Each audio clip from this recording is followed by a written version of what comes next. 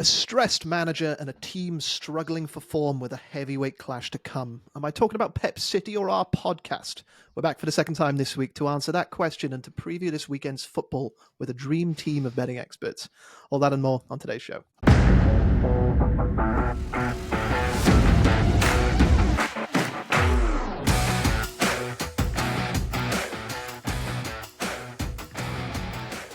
Hello and welcome to the Football Betting Pod, powered by Betting Expert. I'm your host, Dan Jenkins, joined as ever by Betting Expert's football editor, Sam Ingram. Hello, Dan. Yeah, dream team Hello, of Sam. betting experts. That's nice, especially after you come for me last weekend. Or last show, should I say. It's time to bury the hatchet and move on, mate. Okay. It's a long season. Yeah, no, that's nice of you. How are you doing? You all right? I'm good. Midweek football, some fantastic matches in the Champions League, which we'll get onto in a little bit. And to talk about them, Scott Thornton is also joining us, betting expert, aficionado. Yeah. Don't feel like an aficionado after last week, but I did get the only winner in the treble, so it's the salvation right there. But a better week to come, no doubt. Yeah, 1 minute and 4 seconds to mention that. Joining us today for a pod debut, Mark Stinchcombe. How are we doing, man? Good, thanks, Dan. As a Liverpool fan, I should get that out of the way straight away. Yeah, I mean, let's get straight on with Liverpool versus Real last night. I'm sure you all tuned in. It had it all, didn't it? Mark, do you want to kick us off? What do you think of the match? Thought it was just another rinse and repeat of what we've seen already this season. Quite controlled from Liverpool, and the complete opposite from Madrid. Remind me a little bit of their game against Barcelona, where they were just not getting a handle on the game, and just massive void in midfield without Toni Kroos basically since he's retired. Luka Modric is, I think, 35 now, and whilst he showed glimmers, I think he needs somebody else alongside him that can help control the game.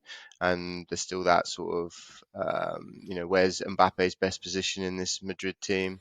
I know they had a few injuries out, but other than Vinicius, I thought they had pretty decent 11 out. And if it wasn't for Courtois, it could have been more than two probably. So yeah, very comfortable game for Liverpool in the end, and in what is a bit of a sort of a hoodoo match for them, having not beaten them since 2009, despite meeting I think 7 or 8 times in the meantime. So yeah, just Liverpool just continuing to carry on from how they've been under Arne Slot all season. Yeah, Sam, we were speaking before the match. It was only the second time that Liverpool have come in as favourites pre-match, and they certainly delivered, didn't they? Great win for Liverpool, and there was a bit of a hoodoo on their back. So to shake that with a fairly comfortable victory will have delighted Arne Slot. It was more of what we've been used to seeing this season, like plenty of options up top that can make a difference. And in the midfield, McAllister, Gravenberch and Curtis Jones offers a real nice blend of players wanting to get on the ball, capable in possession, but also kind of like dogged and keen to get stuck in and win their duels. So, Real Madrid went at it far from the Real Madrid we've all grown up with. And obviously that was without Vinicius, their best player. But it really told in forward areas, like Brahim Diaz on the right, not quite in the same ballpark, nowhere near it actually. And Argyle didn't really impress either when he got on the ball. And like Stinch said, Mbappe, one of his poorer nights, missed the penalty, as did Salah. And it's just another hurdle overcome by Arne Slot, and it looks like City might be next. Yeah, we said on the pod in midweek that the game against Real Madrid may be their second most important of the week, which we'll get on to now. So, Mark, take it away. City versus Liverpool on the weekend. Yeah, so obviously an enormous game in the grand scheme of things, particularly with Liverpool's huge lead at the top of the table. I think there's some surprise, perhaps, that Liverpool aren't shorter than the 2.1 that's available. I mean, it is going to be Man City's first match in 287 in the Premier League, where they will be underdogs. But I think on what we've all seen in the past 6 games, it's justifiable, right? Losing 5 of those games, shipping goals for fun. It's just not what we've been accustomed to in the dominant Pep Guardiola era, essentially. But I'm really happy to focus on the here and now. I know it's only a sample of 6 games, and one of them was in the League Cup. But if you've watched, anybody's watched it with their eyes, it's alarming the number of chances that they're giving up and the high quality of those chances, and it's being borne out by the number of goals they're conceding, and ultimately they're not scoring enough at the other end despite having 3-0 leads. So yeah, straight in. You can't come on your podcast debut and not put up a big price. So I'm gonna swerve the Liverpool at 2.1. I think anybody that is looking for sort of an even money bet on this game, it's difficult to look past that price, to be honest. You could maybe argue that Liverpool should or maybe could be shorter, but I think it's quite difficult to quantify given the fact that there's not a huge amount of games City have played without Rodri and with him this season. So yeah, I'm going to go for Liverpool to score over 3.5 goals at 8.0 as a bit of Wow. fun, just in It's a case bold one. Straight it's in. a bit of a bloodbath, basically. I mentioned those 6 City games. I'm quite happy just to ignore the Tottenham one in the League Cup. I'm not a huge fan of betting on cup matches, as you can never really quantify motivation. And I think in that game, Haaland didn't even come off the bench, despite them obviously losing. So clearly, they weren't that motivated for that game. But yeah, you look at the 5 other games, they conceded 15 goals. That's 3 per game, and we're not talking about perhaps European elite. No offense to Bournemouth and Brighton, who are very, very good Premier League sides. But yeah, I think you could argue, you're coming up against possibly the best team in the world right now. Um, and if you look at the expected goals conceded in those 5 games, it's a staggering 11.87, with over 2 in every match and almost 2.5 per game. If you're coming up against this Liverpool attack, you can see games where they'll get XG of 2.5 and be scoring 4 goals. So it's not that far fetched, I don't think. Liverpool this season across Premier League and Champions League, so 17 games, they've created almost 37 expected goals. So it's well over 2.0 per game. And yeah, just sort of wanted to put into context how bad this City defense has been. If you look in November in the Premier League, City have conceded the most goals. It's just staggering, and the most expected goals. So it's fully backed up. And if you look at them before this period in the Premier League, they had the third best defence with the fourth best expected goals against. So really chalk and cheese. And yeah, given this is 4 p.m. on Sunday, it'll be getting dark. It'll almost be like a night match and a European game at Anfield, and that's when this atmosphere is at its best. This week Liverpool have obviously beaten the reigning Champions League and La Liga winners, already stuck 4 past the Bundesliga winners, and they haven't conceded a goal in either. So um, I'm not putting up Liverpool to win because I think Kanate went down at the end of the game, so there might be issues defensively for Liverpool as well. So yeah, it could be a basketball game. We saw obviously City drew 3-3 with Feyenoord during the week, and with the games coming thick and fast now after the international break, I think there's a possibility that there will be an increase of goals because of teams trying to manage the schedule better and rotating a bit more and maybe lesser players stepping in. So yeah, let's go for a big price to kick things off. I thought it was a typo when you sent it over, but given the argument, you could make a pretty strong argument for this bet without even touching upon Liverpool's attack here, just given the string of errors from City's backline in the past few weeks. I think Vardiol just chucked the ball up in the air in midweek to give a goal away. We've seen Kyle Walker getting outpaced left, right, and centre. And there can't be too many times in the past 20 years where this bet would have seemed even remotely feasible. But at this stage, it doesn't look unlikely. And given the rivalry between the two teams over the last 5-6 years, whenever Liverpool have had their down periods, City have really stuck the knife in, haven't they? They've beaten them 4-0, they've beaten them 5-0. Do you think there could be an element of revenge from these Liverpool players here? Many of them, the core of the team is still there. They've been there throughout this Pep Klopp rivalry of the past 5 years. they're like, it's a wounded animal, right? They could just want to stick the knife in themselves. Yeah, definitely. I mean, I think Liverpool haven't actually beaten City at Anfield for at least a couple of seasons now as well. So there'll definitely be an element of revenge. You've still got the likes of, the core of that sort of early Jurgen Klopp team in Salah and Van Dijk, who will be obviously still gutted from losing the league twice by 1 point. So I think Liverpool, having won the league in 1920 by a significant margin, you remember the beginning of that season, they won something like 19 of their first 20 games. I think that's the blueprint of having to be able to beat City in this era. So I just think they'll see this as an excellent chance to put more daylight between first and second. Yeah. 2022, Liverpool's last win over City at Anfield is that Mo Salah goal assisted by Alisson. Sam, going to throw this over to you. Any thoughts on this bet, and talk a little bit more about Liverpool's front line, maybe? Yeah, I just want to say that's some way to kick off your podcast debut. So fair play. I took a bet in this game just before the international break, so maybe like a fortnight ago, and it was under 3.25 goals. And since then, the line's moved to 3.0. So I thought I was fairly justified in doing so. And then obviously over the last week, City's let in like 7 goals or so. And then Stitch has come on and put that bet up. So I'm not feeling too confident about the under 3.25. And did you see Pep in the post-match conference after Feyenoord? That was a tough watch, actually. Yeah. It was, yeah, you're right. That's exactly the word I was looking for. It was uncomfortable.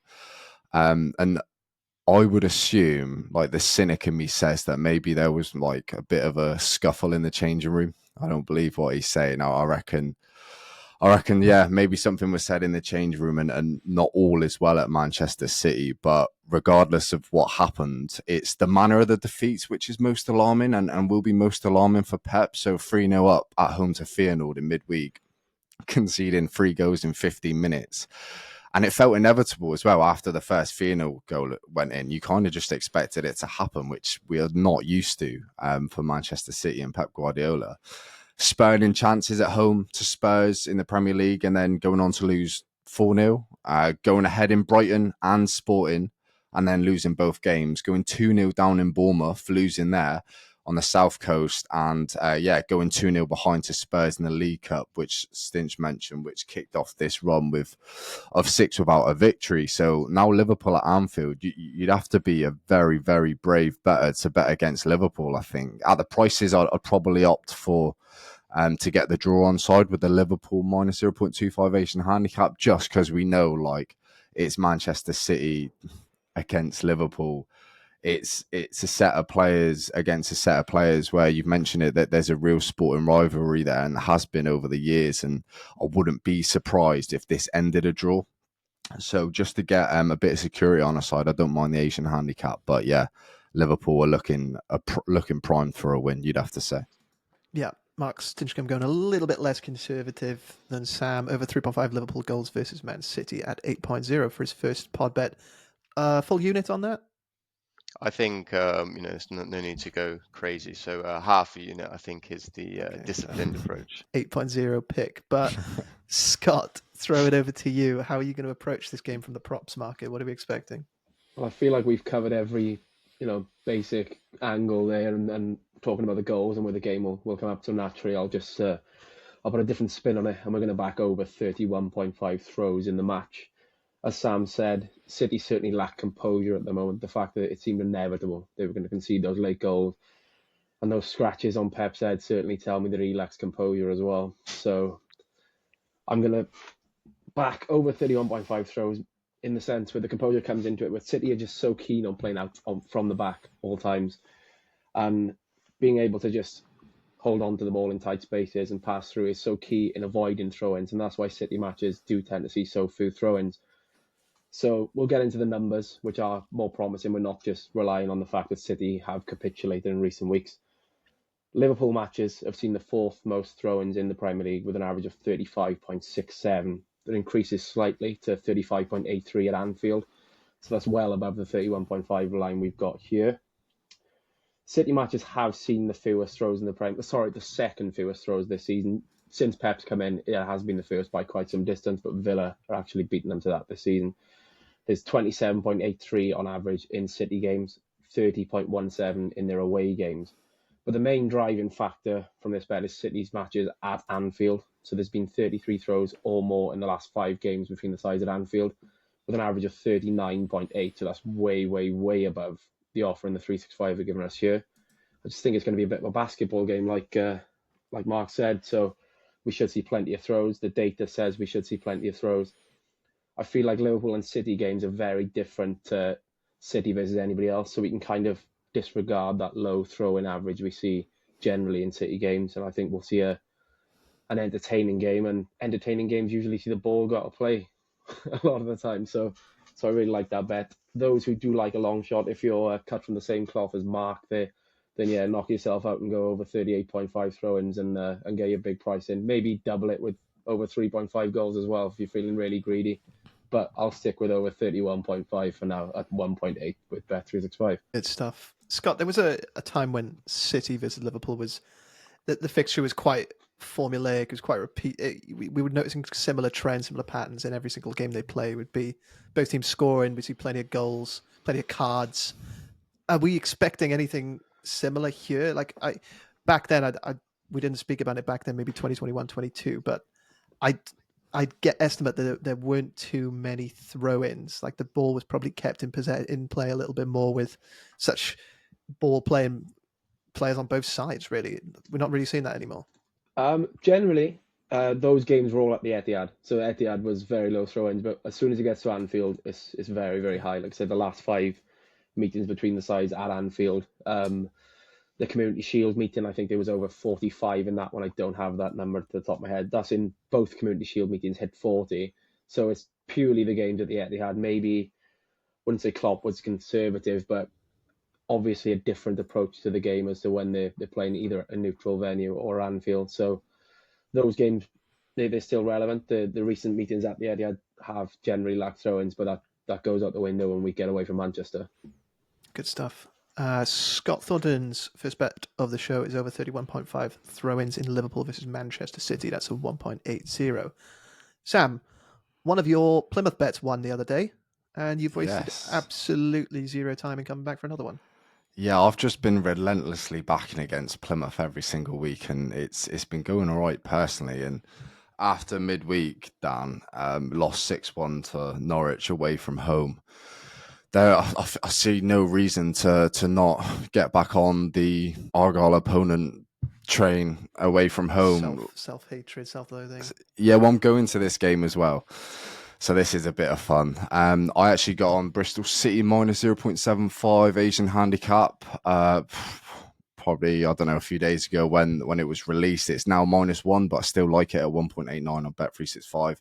So Norwich went off with an Asian handicap of minus 1.25 midweek and beat Argyle 6-1. They battered them, and it was deserved. It was 2-0 after 17 minutes. Argyle were poor, really poor, and I have Bristol City ranked similarly to Norwich at home. So I think Bristol City should probably be in the same ballpark in terms of Asian lines at kickoff. I wouldn't be surprised if they went off at minus 1.25. City have showed they can mix it with the best this season. They've earned a point at home against Leeds. We couldn't have a shot at Leeds away from home. They've took Sheffield United all the way before conceding a late goal at Aston Gate, and this Argyle side is far from one of the best teams in this division. So I fear that Bristol City are streets ahead of Rooney's Greens at present. City won 4-1 at Aston Gate last season against Argyle, and they were good value for it, and they even picked up a win at Home Park too, which Argyle are usually much better compared to their away form.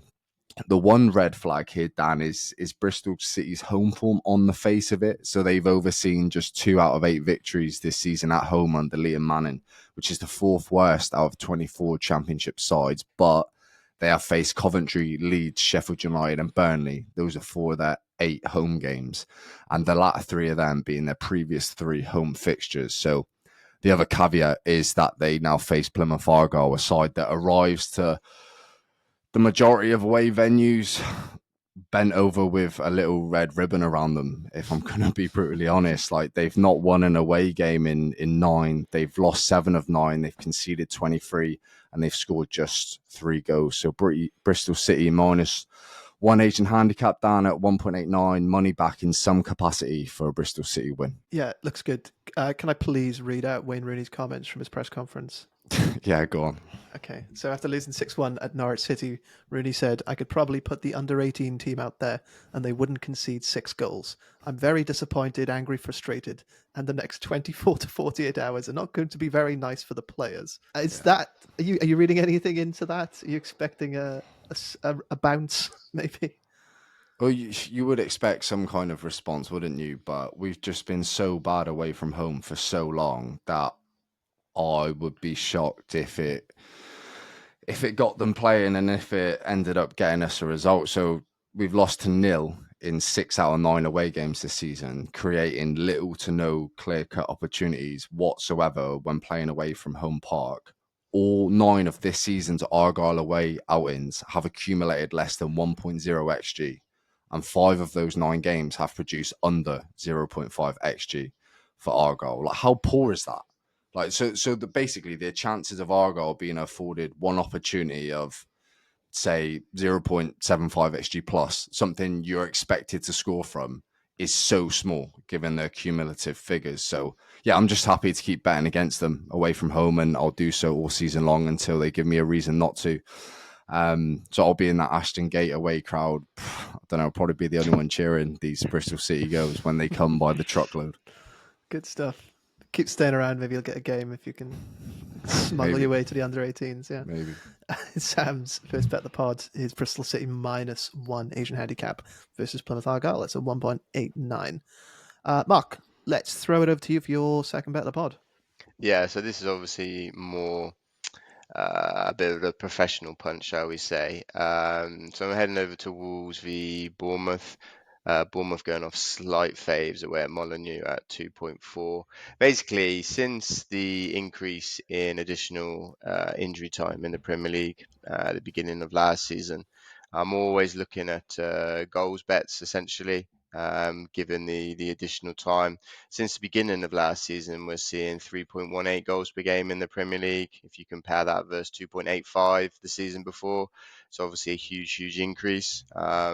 So there's still a lot of games, especially this season. There's a few more sort of negative teams that are helping really to bring some of the prices down. But this one, I don't really see why anybody would be backing unders here. I mean, over 2.5 goals is maybe prohibitively priced at 1.61, but I still think that sort of holds a bit of value. I am going to bet over 2.75 at 1.83 because I'm happy to give away a quarter of a goal. I think when it sort of gets to say 3 goals, you have to sort of maybe take a step back and think, do I want to have to get the 4th goal to get actually paid out? But at least obviously with over 2.75, you will see some sort of payout with 3 or more.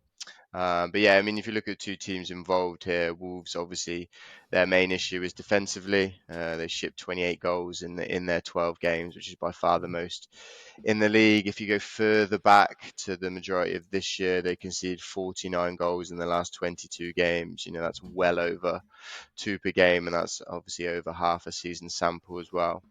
But they haven't had any issues really going forward. Scored 20 goals, which is pretty decent. I mean, it's more than the likes sort of Aston Villa. And as a result, 75% of their games have gone over 2.5 goals. And yep, Andoni Iraola's Bournemouth, very happy always to get involved with them with a goals based bet. What we've seen so far maybe is a bit under what we perhaps would expect from a Bournemouth side. They've had 33 goals in their games so far this season, 416 against 17. So that's only an average of 2.75 per game. But if you look at them actually a bit more closely, they're one of the biggest underachievers in front of goal this season because they've created 23 expected goals. So that's an underperformance there of 7. So you would expect at some point for the likes of Antoine Semenyo and Ivan Nilsson to bury some of these chances.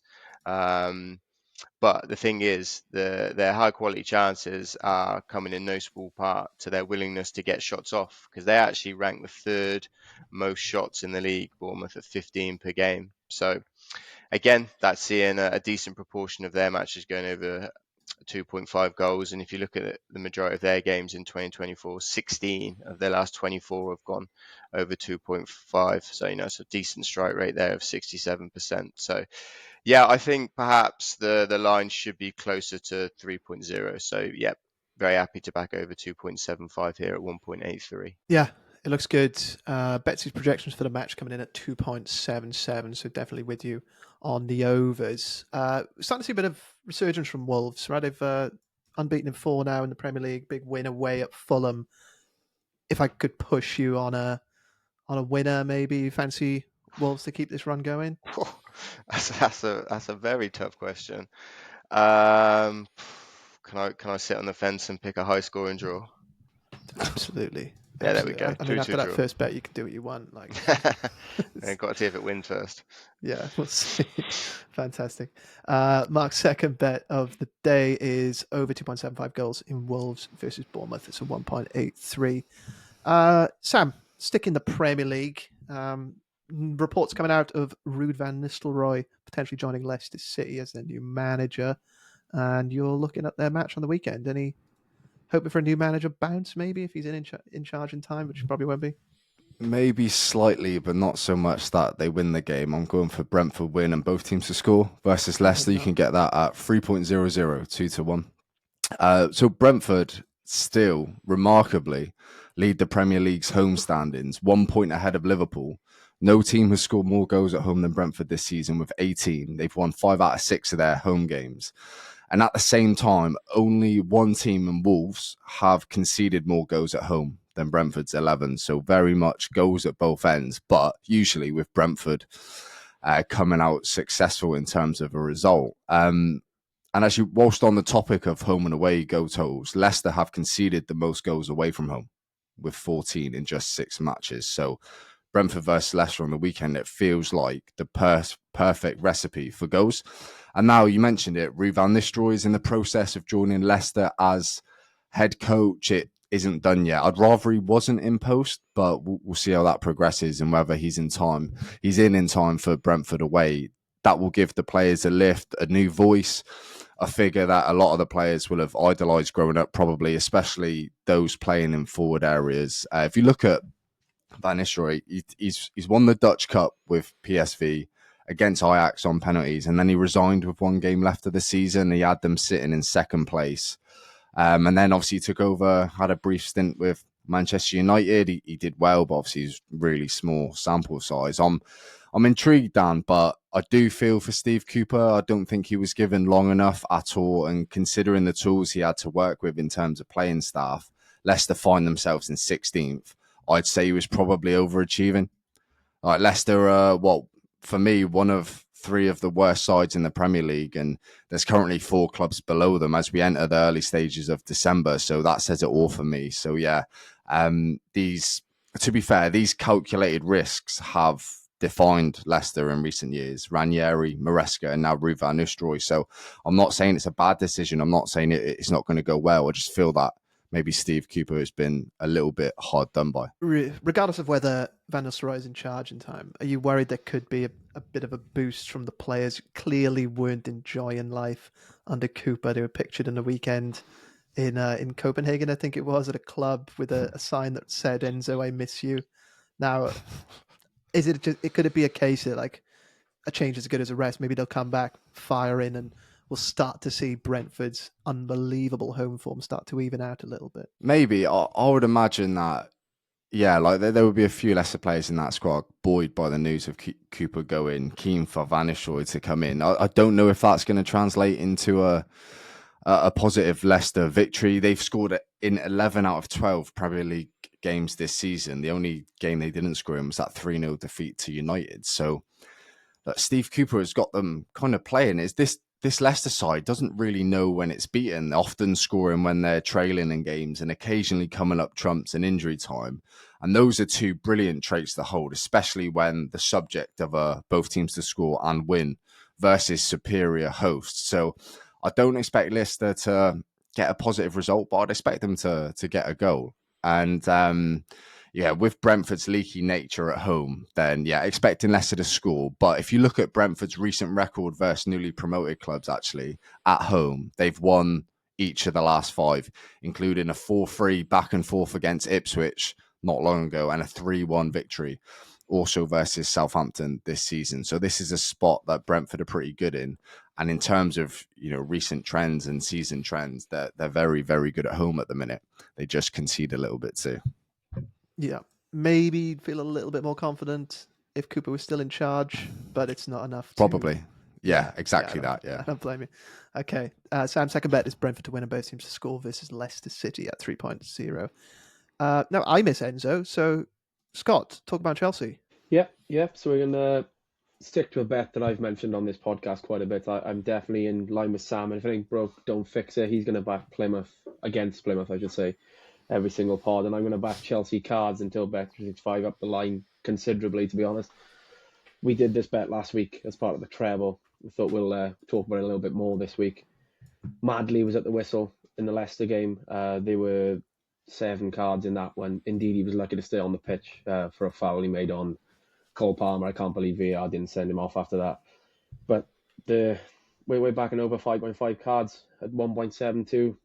We had 4.5 last week, but 5.5 we backed as well in the Arsenal game a few weeks ago. Chelsea matches have seen the most cards in the league with an average of 7.25.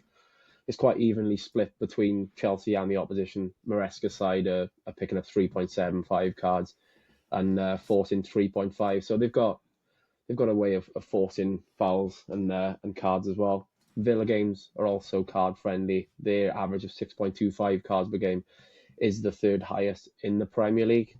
And then that obviously leads us on to the head-to-head record. So last season, there were 5 yellows and a red in this fixture.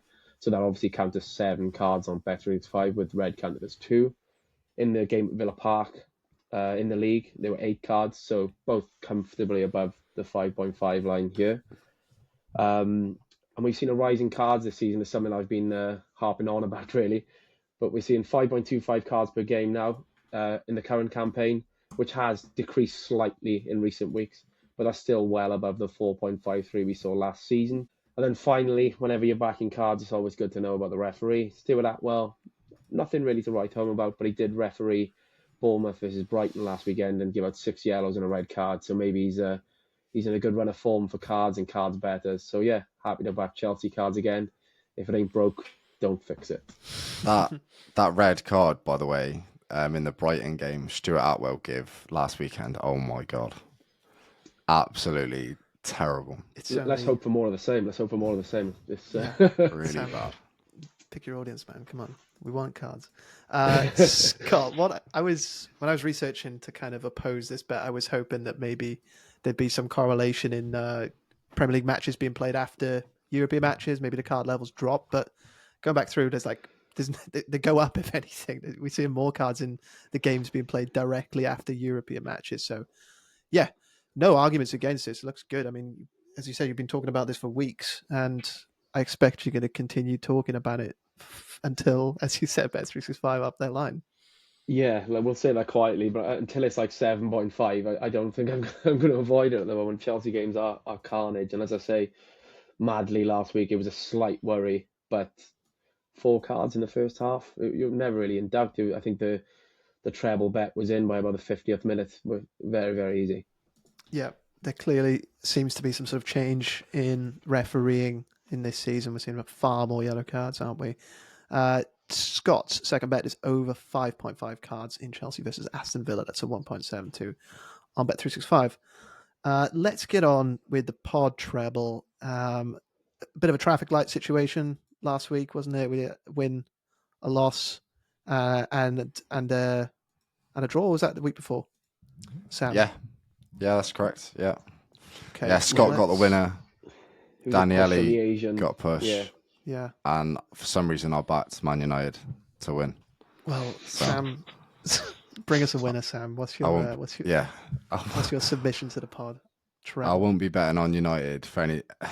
for a while, I don't think. But this week I've gone for Stinch, just gone over it. Wolves versus Bournemouth. Both teams are scoring over 2.5 goals this time at 1.83. For me, this is a matchup where I can see both sides hurting each other. I'm a massive fan of Iraola's Bournemouth. Dan, we've spoke about them many times.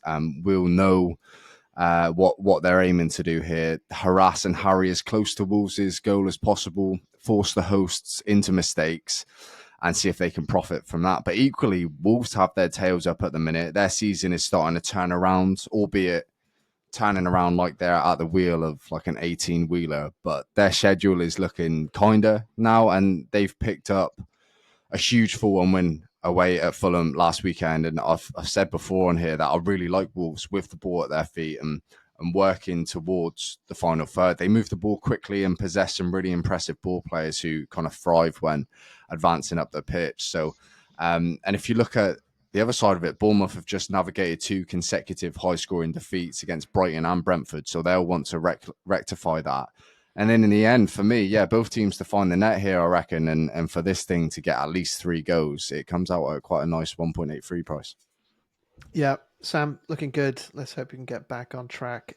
Scott, same bet, different game. Yep. So we're going to do Tottenham versus Fulham, both teams to score on over 2.5 goals. I'd love to say just handball. Is that enough? Is there enough of a reason? But I'll ask for a little bit of an expansion. We've got. I don't like Fraser Forster.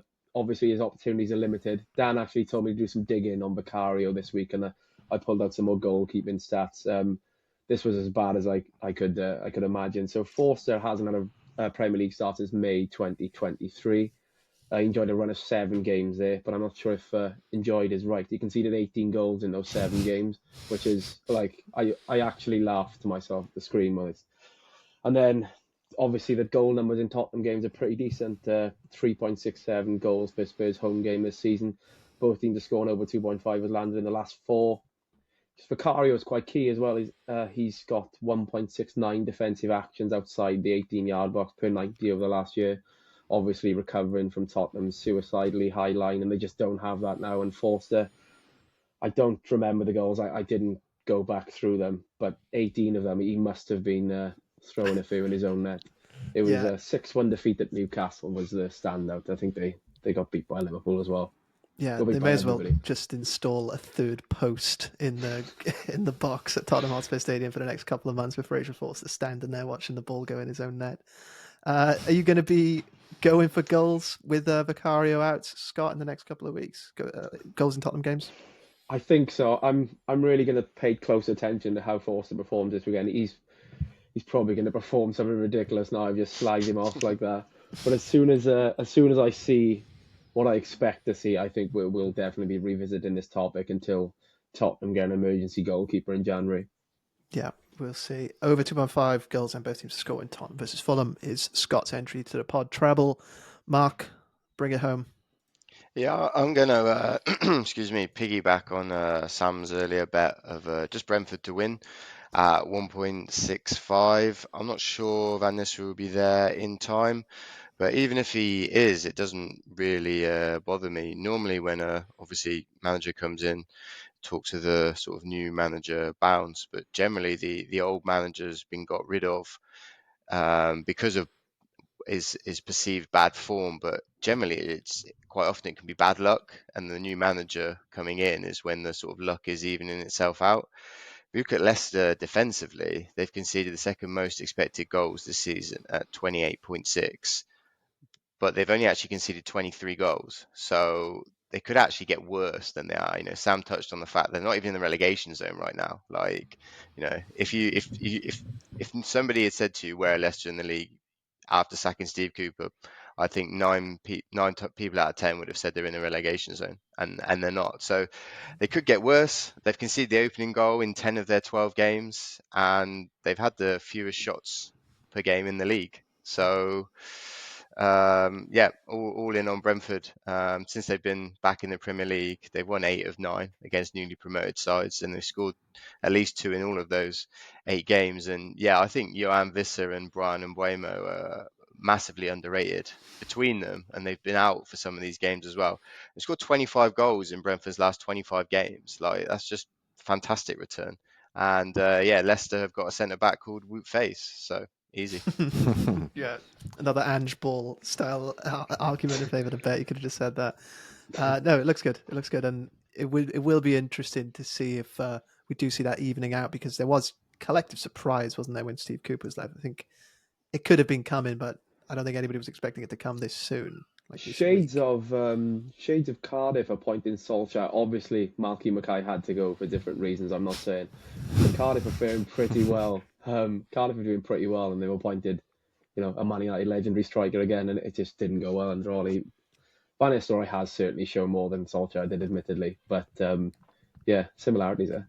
I think, sorry, just quickly, Dan, I think one of the issues with Steve Cooper is his links with Forest, and I think even some of the Leicester fans won't buy into it, and then there's talks of the players not buying into his tactics as well. So I think it's just all round a bad fit, and whilst I don't really know how the Van Nistelrooy appointment will work out, you do wonder how, how much this has actually been planned. Is it a longer term thinking? Because Van Nistelrooy was in charge of a team not so long ago. Like, were they speaking to him then?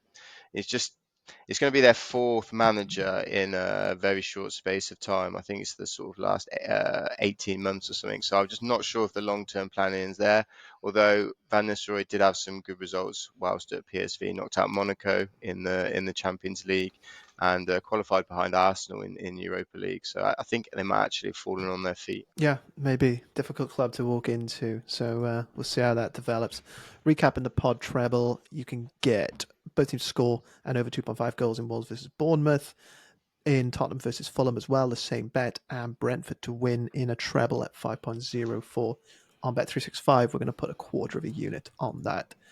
Let's recap the bets from our panel of betting experts. Sam, talk us through your two and your entry to the pod treble. Yeah, so I've gone for Brentford winner, both teams to score versus Leicester at 3.00. I'm going to have 1 unit on that. Bristol City -1 Asian handicap versus Plymouth Argyle at 1.89. Going to have 1 unit on that. And for the treble, I've gone for Wolves versus Bournemouth, both teams to score over 2.5 goals at 1.83. Stuff. Scott? Yep, so Liverpool versus Manchester City, over 31.5 throws in the match at 1.8 with Bet365. And then Chelsea versus Villa, over 5.5 cards in the match at 1.72 with Bet365, a unit on both. And then for the treble, Tottenham versus Fulham, both teams to score and over 2.5 goals, thanks to Fraser Forster. Thank you very much. And Mark, your pod debut. Yeah, so my nap is over 3.5 Liverpool goals, 8.0. I jest, obviously. Cue the 0-0. So we'll have just half a unit on that. Then heading over to Molineux Wolves v Bournemouth, over 2.75 goals at 1.83. I think the line's maybe about a quarter of the way out, so I'm going to go for 1.5 units on that. And then for the treble, Brentford at 1.65 to beat Leicester. Good stuff. If you are going to be using any of the bets from this week's show, then please gamble responsibly, only betting what you can afford to lose. Thank you very much for joining us. Thank you to Sam Ingram, Scott Thornton. Cheers. And interesting debut to Mark Stinchcombe. Cheers, Dan. Thanks from me. We'll be back next week.